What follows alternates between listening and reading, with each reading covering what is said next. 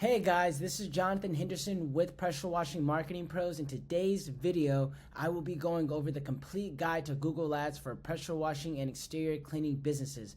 I've been very excited to make this video because I know a lot of exterior cleaning businesses struggle when it comes to Google Ads.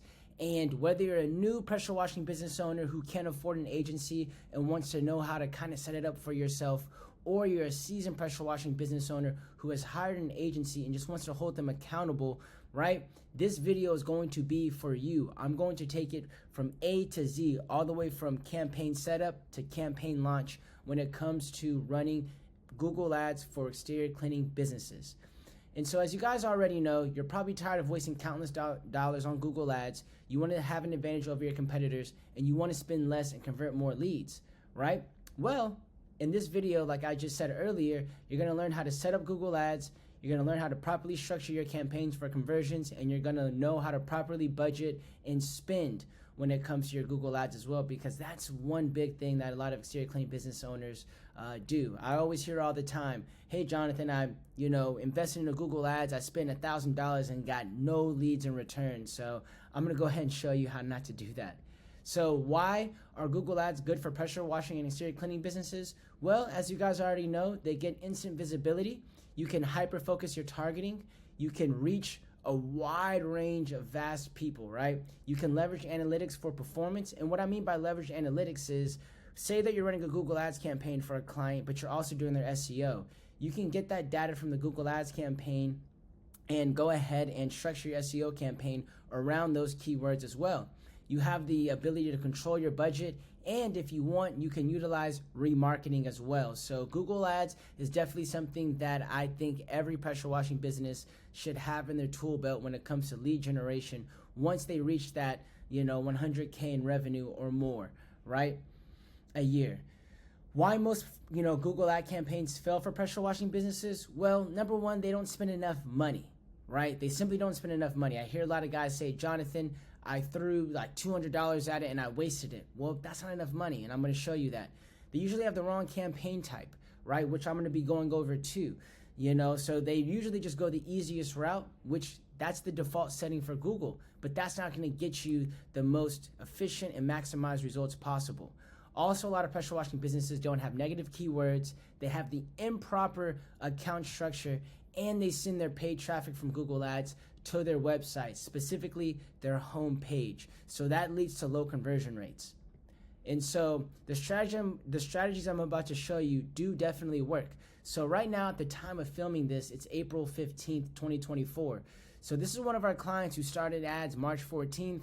And as you guys can see from April 13th right here, they've been killing it. They've had 59 leads. And this is just one example, guys. As you can see right here, this is just straight from Google Ads, 59 leads in 30 days. So I know that's something that you guys would definitely want to go ahead and have in your exterior cleaning business. And so we're going to go over those exact strategies that produce those type of results in this presentation. So how does the Google Ads process work? For any of you guys that are new, right? Google utilizes an auction system for ad placement that is centered around keywords, right? So if I'm typing in like pressure washing Birmingham, pressure washing Atlanta, however much I'm bidding, right, to get that position, that's how Google Ads basically works. It's like an auction. And so you have to think about it. The more that you bid on keywords, the more that Google's going to rank you higher, because guess what? Google wants to make money. Why would I go ahead and just have people click or prominently show a guy who's willing to spend $8 when I can show a guy who's willing to spend $15 per click, right? So it's kind of like an auction. So your bid along with the quality score of your ad will determine your placement, and you'll need to optimize both in order to have better ad positioning, which I'll show you guys in the video. So how do you get a high quality score for your ads? Well, historical performance plays a role in that. Your click-through rate, which click-through rate just basically means that for however many people see your ad, how many of them are going to click it.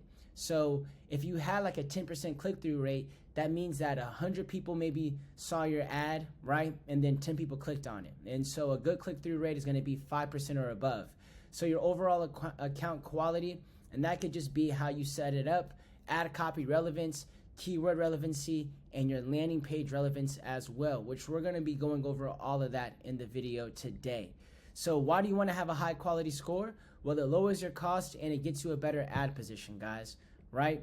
And so the first thing that you do whenever you're doing Google Ads is you have to choose a campaign type, right? And there's mainly 5 campaign types that you can truly choose from. There's an app performance one, but I didn't add it on here because I know that most pressure washing business owners aren't going to choose app, right, as their campaign type. So there's search, performance max, display campaign, video campaign, and smart campaigns. Now I'm going to start off with the first one that I have listed here, which is search. And it's the most recommended one in my opinion, right?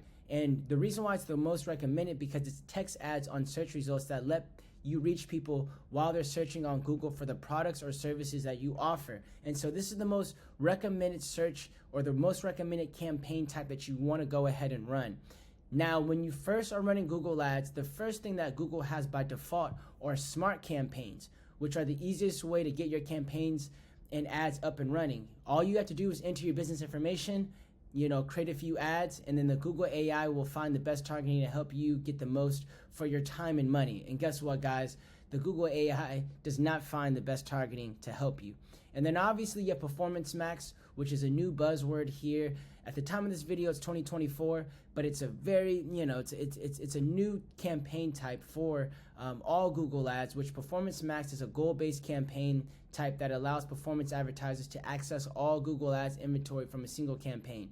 Basically what that means is that your performance is definitely predicated off the conversions that you have. And so Performance Max, guys, for an exterior cleaning business or for any local business, right, is not going to be the best option. This is usually geared more towards e-commerce businesses when you're utilizing Performance Max.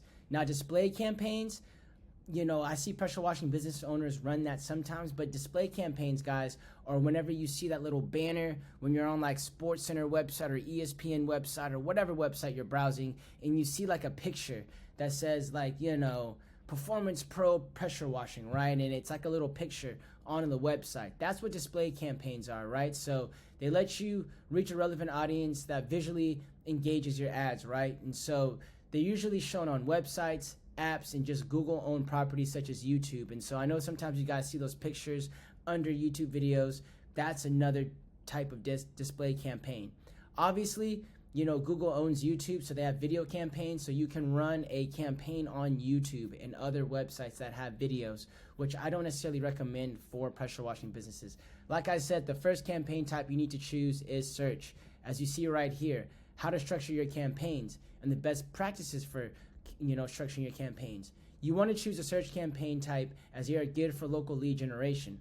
Also, guys, one big thing that I'm going to go over right now is you want to make sure you have different campaigns for different services. This is one of the biggest things that I see guys mess up on, right?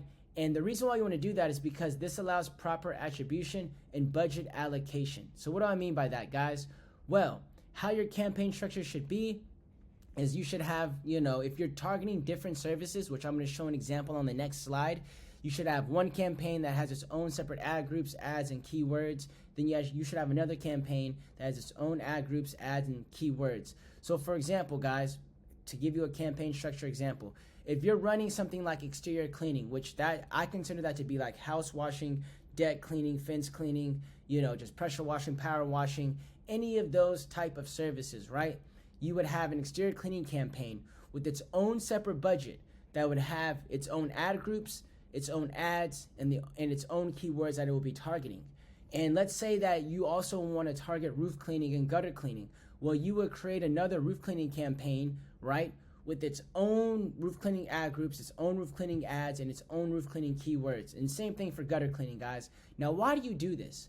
Well, you do this because I see a lot of guys make a mistake where they make one campaign and they're targeting so many different services. They're targeting pressure washing, roof cleaning, gutter cleaning, all of that. Now, I'm not going to lie, guys. You can use AI-assisted bidding strategies, which I will get to in a minute, right, when it comes to your guys' campaigns. And the biggest thing about that is going to go ahead and be that you want to make sure that you have separate campaigns so that, for example, if I have a roof cleaning campaign, all of the conversions that I'm getting for a roof cleaning campaign are geared towards that. So when I start to bid or I want to have a higher quality score, I'm able to go ahead and do so because everything in that campaign is just geared towards roof cleaning instead of having one campaign that's targeting every single thing, right? And so that's what I see one of the biggest mistakes guys make, is that they have one campaign with several different services that they're trying to target, when you should have, for example, if you're running paver sealing, just have a paver sealing campaign. If you're running window cleaning, just have a window cleaning campaign. If you're having gutter cleaning, just run a gutter cleaning campaign in that sense, so that your ads, your ad groups, your keywords, and all of that can just be geared towards that service, because you're going to have a higher quality score and you're going to have a higher conversion rate. Now, how to structure your ad groups, right, for Google Ads, and the best practices for ad group structuring. So make sure ad groups are relevant to the campaigns they are under. Each ad group should focus on the keywords they are targeting. So as you can see, this is the typical ad group structure. Well, you'll have an ad group, you'll have ads under it, and then you'll have you'll have your keywords that you're targeting. So here's an example of an ad group structure, right? So let's say you had a window cleaning campaign, right? You might have an ad group for window cleaning, another ad group for window cleaning for your geolocation. So in this example, I would just say like Charlotte, right? So you'd have window cleaning Charlotte. Then you would have another ad group for window washers, right? Because there's people that don't just type in window cleaning, they may type in window washers as well. And so in this window cleaning ad group, you want to make sure you have a window cleaning ad, then window cleaning keywords that are relevant to, this entire ad group, right? And so this is what you want to go ahead and do to make it as concise as possible. So even if this is pressure washing, you might have a pressure washing ad group, then you might have like a pressure washing, whatever the location you're in, ad group, like pressure washing Atlanta, Georgia. Then you might have like a, pressure washing services ad group, right? That's just targeting that. And so there's different ways that you can go ahead and structure this so that you get the most relevant, keywords in each ad group, and you get higher conversions as well. That's why you have to properly structure your campaigns. And this is an example of how you could structure a window cleaning campaign. Of course, there could be more ad groups, guys, but I only did 3 different kind of ones, right? But that's how you want to properly structure your guys' campaigns, right? And so how to structure your ads. The best practices when it comes to ad structuring is you want to utilize all 15 headlines that Google Ads allows you, because when it comes to your ads, you can only utilize responsive search ads, right? And responsive search ads, basically, Google allows you 15 headlines, and what they do is that they randomize kind of the order of those headlines, and over time, what they do is they pick the best headlines that have the most conversions, right? So that's why you want to utilize all 15 headlines, and you want to utilize all the descriptions that Google gives you. The more you fill it out, the better it will be. Also, what you want to do when you're creating your ads is make sure that the headlines are relevant to the landing page and keywords in the ad group that you created to increase the quality score and conversions, right, guys? And also, one big thing too is make sure to add headlines that entice users, such as deals and call to actions. And so one example that I'm going to go ahead and show you guys that hits on all levels is this screenshot right here. So if I look at this, I just typed in pressure washing Charlotte. Then I see this Google ad, and this Google ad says best pressure washing Charlotte. So guess what? That ad headline matches the keyword that somebody's trying to type in. Then after that, I see $50 savings today. When I see that $50 savings today, that will entice users, because they're like, who don't want to save $50 in anything that they do, right? We always want to save money, right? So that's going to entice the user to go ahead and click on the ad. So this was actually set up perfectly, right? And so now I want to go over keywords, how to research for them, the match types, and structuring.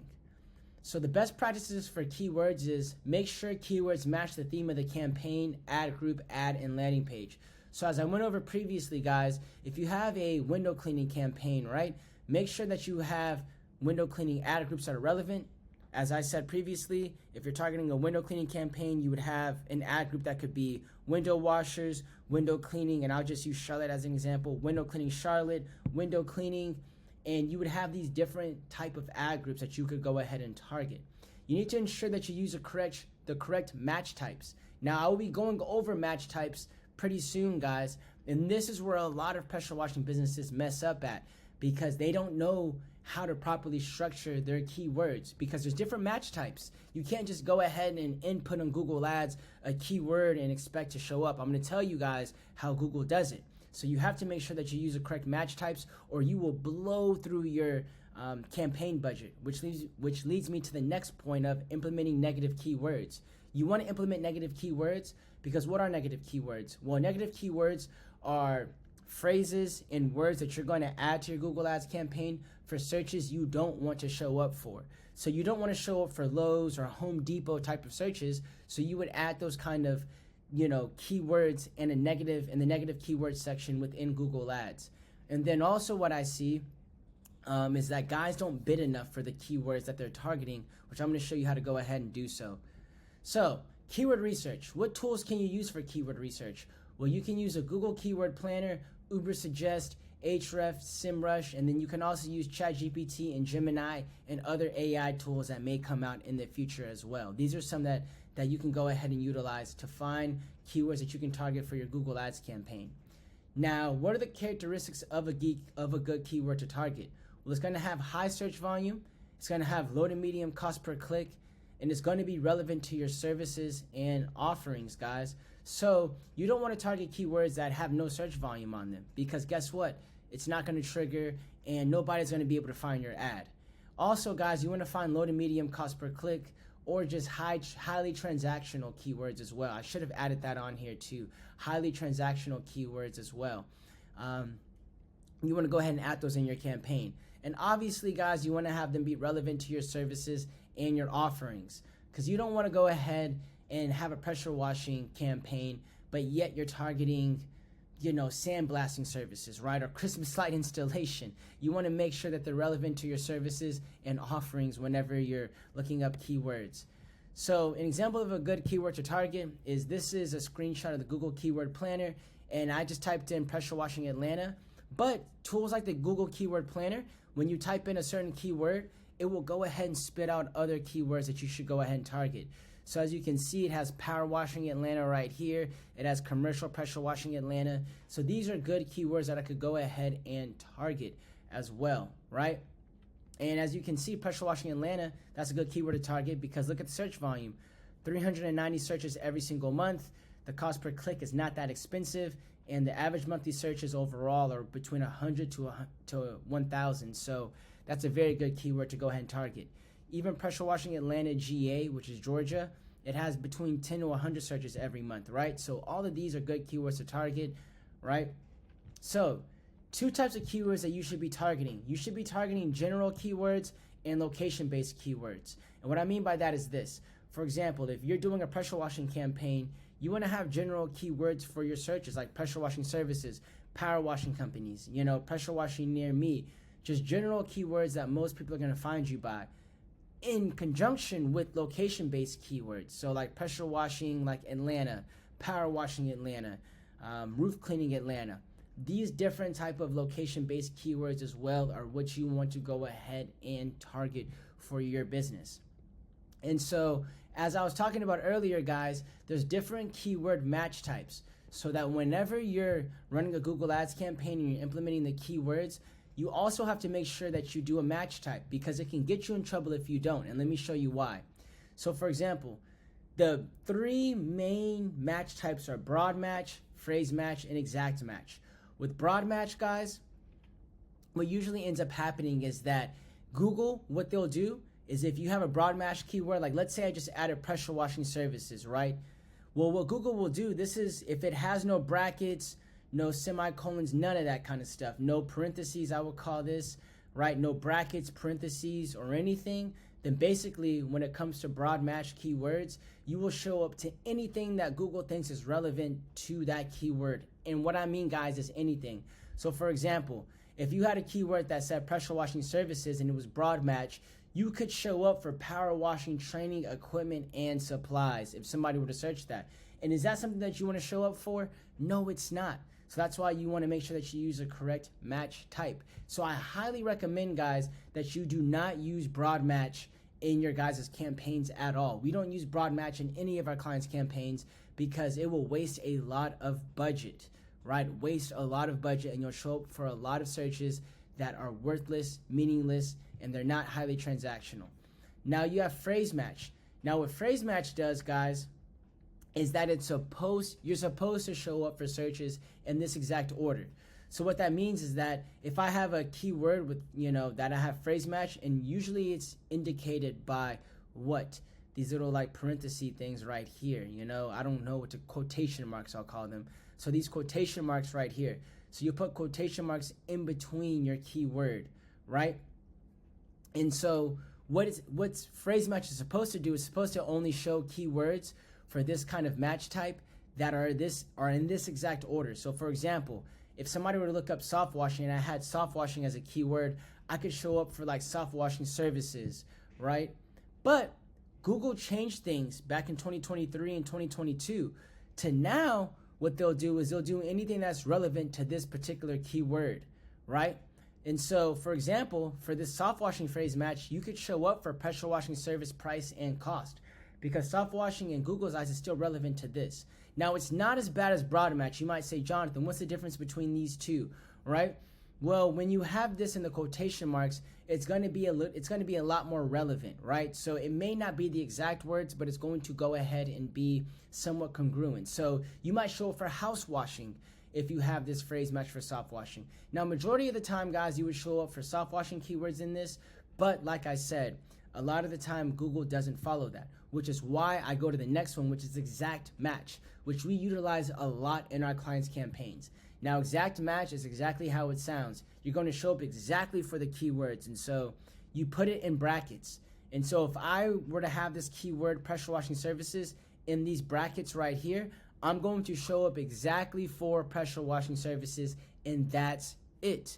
And so what I do in a client's campaign is that we go ahead and utilize both phrase match and exact match terms for our pressure washing and exterior cleaning clients, right? We usually use a combination, but 80% of our keywords are going to be exact match because we want to be able to dictate to Google, what we're showing up for, because we don't want to spend or waste extra money on our campaign. So make sure that you have a combination of phrase match and exact match, and do not use broad match keywords in your guys' campaigns.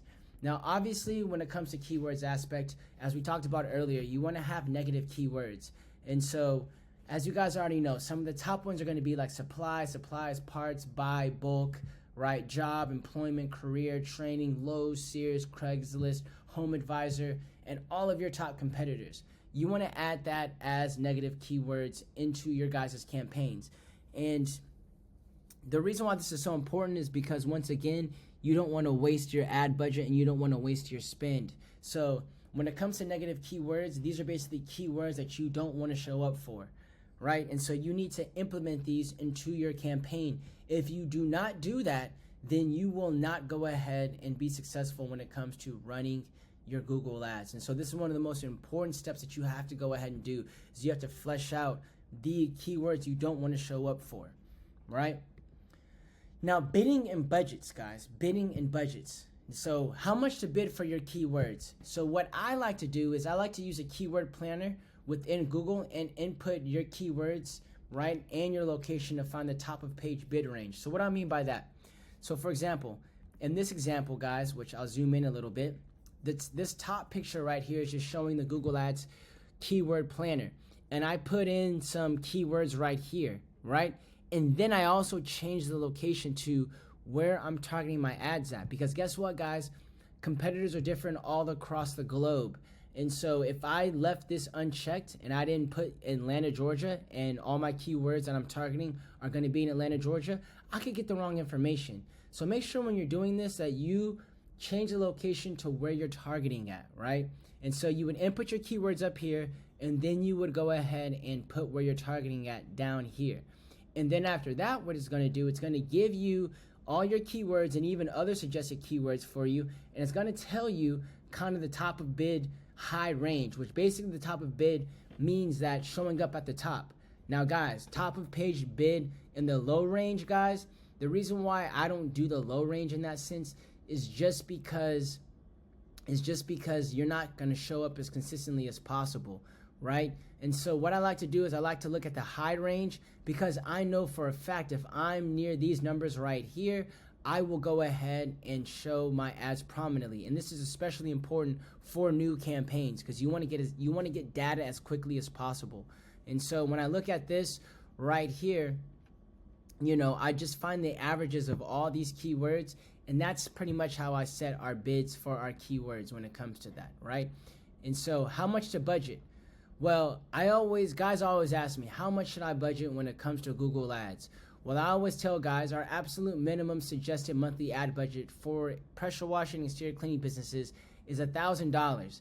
Guys, in 2024 and beyond, it's going to be very difficult to go ahead and operate with anything less than $1,000. And even at $1,000, right, with this inflation and all of that, even this is a little bit low unless you're just not in as of a competitive area. But most areas are pretty competitive, right? So what I like to tell people is that $1,500 is the most preferable minimum budget for the most effective results that most pressure washing businesses expect. And so the average cost per click for all pressure washing businesses is going to be between $8 to $20. And what I usually see is that every 5 clicks that you get on an ad equals 1 lead, whether that's a phone call or a form submission. And so I'm going to give you guys an example, right, of how to break this down. And remember, guys, this is just a minimum example. This is like worst case scenario numbers. This is not what you should expect consistently from Google Ads. You can actually expect much better results from this if you set it up properly. So, for example, if I'm running ads Monday through Friday, I have a daily ad budget of $75, which is $1,500 a month. As you guys know, if you run $75 Monday through Friday, that's going to go ahead and be about $350, right? $375. My math was getting bad a little bit, but $375 a week. If you do 375 times 4, that's going to be $1,500, right, guys? And so when you go ahead and you look at that, that equals $1,500. But let's say that our cost per click is $12, and let's say that your average ticket across all services is $350. Now, I know some of you guys have way higher, and some of you guys that are on here have way lower. But basically what I'm saying, guys, is let's use an example of if you're running ads Monday through Friday, you have a daily budget of $75 a day, which is $1,500 in a month for an ad budget. Your average cost per click is $12, and your average ticket service is $350. Well, with the cost per click being $12 and a daily budget of $75, you can expect, guys, to get at least 6 clicks every day. And 12 times 6 equals $72. And as I said earlier, if 5 clicks equals 1 lead, that means you should get at least 1 lead every day and at least 20 leads in 1 month at a minimum if you're running it Monday through Friday. Now, some of you guys can run it 24 hours, Monday through Sunday, which I will get to in a minute. But if you do 1 lead times 20 days, that equals 20 leads. So that's how I got to 20 leads, guys, right? And so out of those 20 leads, let's say you closed at a 50% rate, right? The result would be this. If your average ticket is $350 and you close 10 of those jobs, that's $3,500. That means you spent $1,500 to get $3,500, right? And so some of you guys would say, Jonathan, I need like a 10x ROI. I need a 15x ROI. Man, I need even like a 3 to 5x ROI. And I understand, guys. I'm just setting expectations that these are the minimum standards you can expect with Google Ads if you run them properly. So these are the minimum, the absolute minimum standards you can expect. That if you spend $1,500, you can get $3,500 back at a minimum if they're set up properly, guys. If they're set up properly, right? So let's talk about ad extensions when it comes to this, because after you created your ad and you've done all of that, you set your keywords, you've done your bidding, you're going to want to go ahead and add ad extensions. And so what are ad extensions? Well, ad extensions are an additional piece of information that expands your advertisement to make them more useful, right, to users. And this can include phone numbers, additional links to specific parts of your landing page or website, get more information. And so by using ad extensions, you can provide customers with more reasons or ways to interact with your ad, which can increase your ad's click-through rate and overall effectiveness. And guys, I highly recommend to implement ad extensions in your guys' campaigns. And what are the benefits of ad extensions, guys? Well, they allow you to provide more information. So larger ad text lets you make a stronger case to targets why they should click on your ad. Also, they increase your visibility on SERPs. And so the larger size of extended ads makes them more impactful, right? So you take up more real estate, and it can lead to improved lead quality, better ad ranking, and better use of your budget. And so there's, different types. Now, guys, there's probably like 15 different types of ad extensions, but I've narrowed it down to the most 6 important ad extensions that you can add to your Google Ads campaign, which there's a location extension, which the location extension is how you show up, above organic results in the Google Map Pack.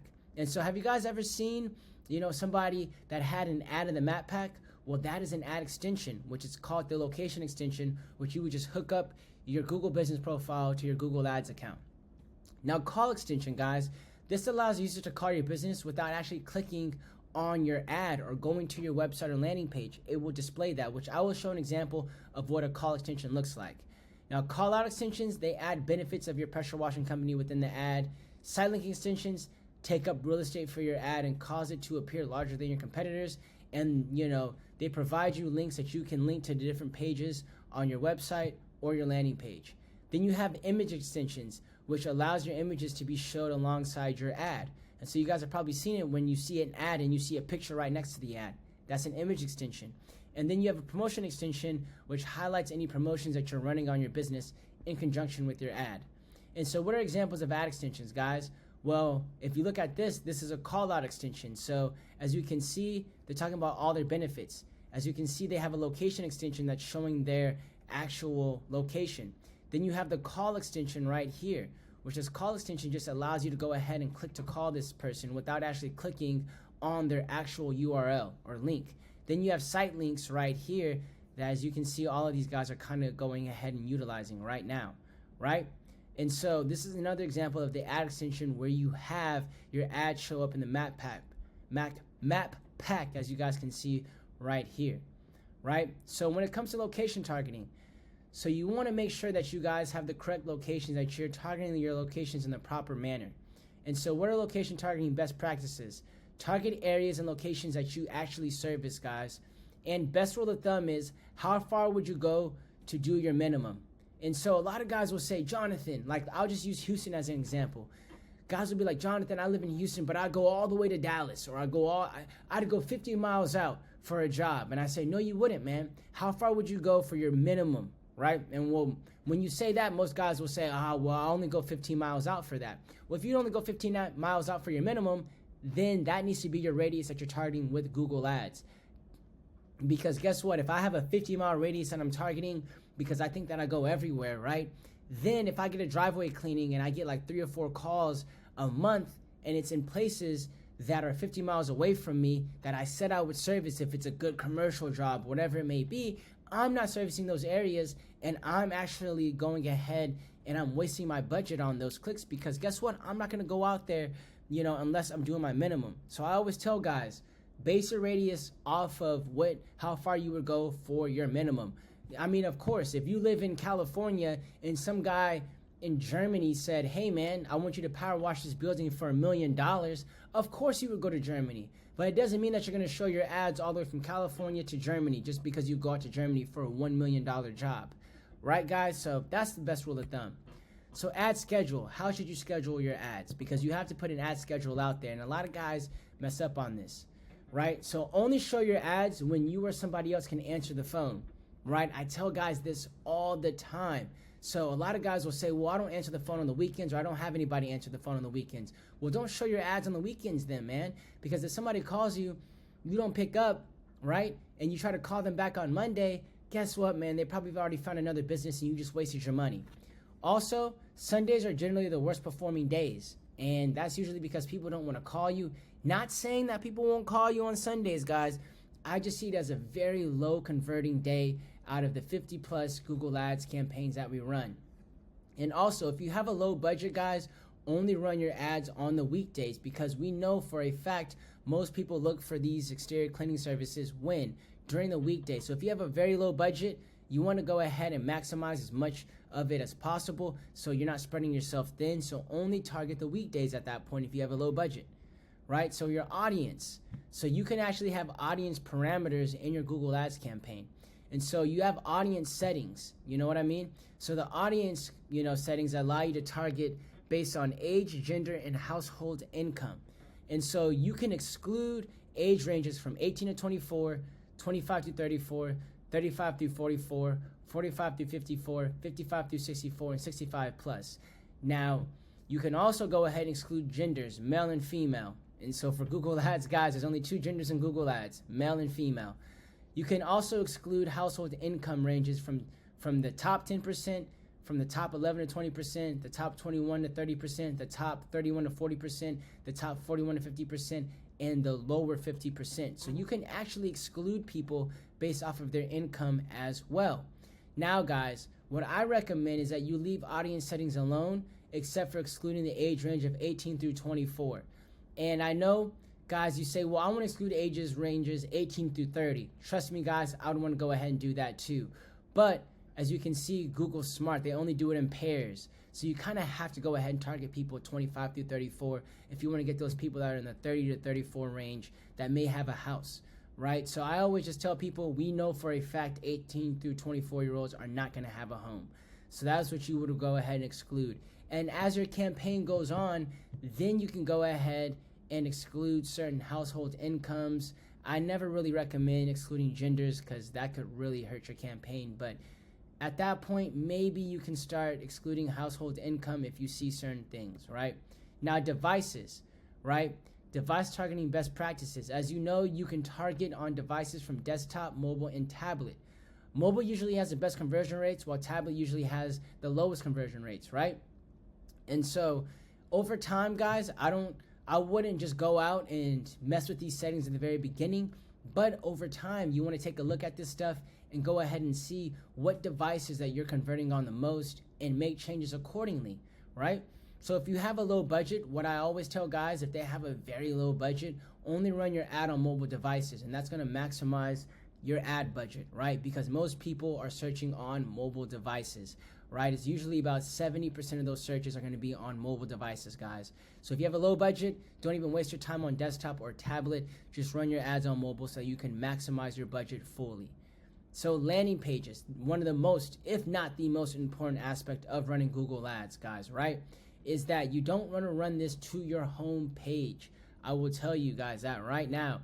Do not run this stuff to your actual home page, guys. You want to run this, you want to go ahead and make sure that you run your Google Ads to an actual landing page, and you want to make sure it loads fast. You want to have unique and branded photos. You want to have testimonials. You want to have trust symbols like the Better Business Bureau, the PWNA, UAMCC. You want to include the areas you service so that people know that you service in there. You want to include your keyword in the main headline. So if you have like a pressure washing Dallas ad group, that landing page that's on there in the pressure washing, Dallas, or the landing page that's in the pressure washing Dallas ad group, you want to make sure that that headline says pressure washing Dallas. You don't want to have a navigation menu, guys, right? So on our landing pages that we make for clients, guys, you can only submit your information through a contact form or call. You can't go anywhere else. You can look at all the pictures and all of that, but you can't do anything else. And so this will only give users two options, right? Either they convert or they leave. And you want to keep the contact form as short as possible. I always say keep it to name, address, phone numbers, and even email. You know what I mean? But if you just want to keep it as short as possible, I say name, address, and phone number, right? That you want to go ahead and do, and what service that they need. But usually what we do is we do name, address, phone number, email, and what service that they need. And then you also want to make sure that it is mobile friendly, because as we spoke about earlier, guys, what did I say? I said that most traffic comes through mobile. And so you want to run your stuff to your landing page. You don't want to run anything to a home page. You will get way lower conversion rates running it to a home page or your website. So landing page builders you can use, right? You can use Unbounce, Instapage, WordPress, High Level. There's different landing page builders that you can use. Whatever you use that's conversion friendly will work, guys. The tool doesn't matter as much as the conversion friendly principles that I outlined right here, right? So conversion tracking, which is another thing that a lot of guys don't end up doing. You want to be able to track calls from your landing page, form submissions, call extensions, and Google Business Profile location extensions, right? So you want to be able to track these things. And a lot of guys don't track these 4 elements. And guess what? When you don't track it, you're not feeding Google information to make your campaign run more efficiently. So therefore, guys, see a lot of people mess up on Google Ads campaigns because they don't have this tracking in place. So even if you're getting leads, it's not sending it back to Google Ads. So therefore, Google doesn't know Google doesn't have your data. They just see clicks. And so tools that you can use to set up conversion tracking are Google Analytics along with Google Tag Manager. You can use software tools that record calls and allow you to go ahead and push the conversions or push that data to Google, which are going to be what converts, call rail, and even high level. You can use platforms like that. There's plenty of them out there, but in my opinion, these are the best 4 routes that you can go ahead and go. So monitoring, right? You must continuously monitor your ad campaigns for lower cost per clicks and high performing keywords, guys. The longer you run your campaign, the more data you will compile, which will help you scale your campaign. The more you spend, the more you'll be able to scale your Google Ads campaigns as well, guys. So make sure about that. You can't just set it and forget it. So now you're probably wondering, what route do I go? Like, what route do I go, right? Do I do nothing? Do I learn to do it on my own? Or do I hire an expert? Well, guys, like I said, that's why this presentation, it should have given you enough information to where you can learn to do it on your own, or you can go ahead and hire an expert and you're like, man, everything that this guy just showed in this, I do not want to do myself. And so if you would like to have this done for you guys, we do this for over, 50 exterior cleaning businesses all over, guys, right? And so, what we do is we develop your keyword list, we construct the ads, campaigns, and ad groups, we develop the landing page, we set up conversion tracking, and we watch the calls come in. So if you would want something like this and you're like, look, man, all of this stuff, I don't want to set this up, I don't want to do this, you can go ahead and email me and my team at info@pwmarketingpros.com so that we can go ahead and see if we would be a good fit to run your Google Ads campaign for you. So if you guys have any questions, concerns, thoughts, or comments, please go ahead and let me know. And like I said, definitely, guys, I will see you in the next video. Leave any comments below, guys, if you have any questions. We'll also have the description where you can visit our websites, see our case studies, see all of that stuff when it comes to Google Ads. So once again, guys, thank you for watching, and I will see you in the next video.